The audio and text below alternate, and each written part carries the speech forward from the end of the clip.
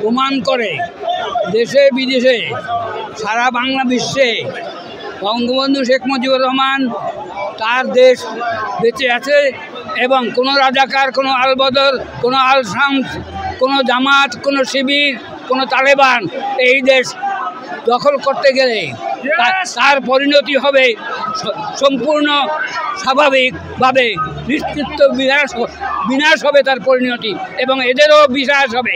যে সমস্ত মা বাপ তার সন্তান সন্ততিকে এই অন্যায় কাজগুলো করাচ্ছে গত কয়েকদিন ধরে, সে মা বাপকে বলছি, তোমরা পিতৃহীন হলে, মাতৃহীন হলে আল্লাহর কাছে মাপ চাও, তো হয়তো বেঁচে যেতে পারো, না হলে এদেরকে বাঁচানোর সাধ্য পৃথিবীর কারো নাই।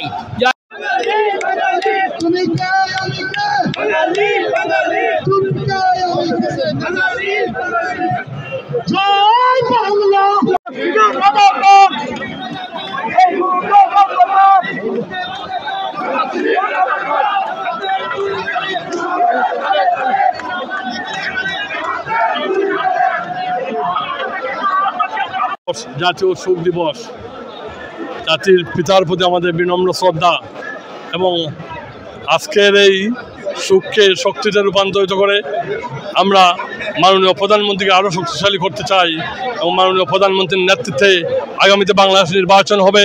সেই নির্বাচনে আওয়ামী লীগ মাননীয় প্রধানমন্ত্রীর নেতৃত্বে নির্বাচনে অংশগ্রহণ করবে। মাননীয় প্রধানমন্ত্রীকে আবারও নির্বাচিত করে আবারও প্রধানমন্ত্রী করতে চাই। মাননীয় প্রধানমন্ত্রীর নেতৃত্বে বঙ্গবন্ধুর স্বপ্নের বাংলাদেশ, আবারও আধুনিক সমৃদ্ধ উন্নত বাংলাদেশ আমরা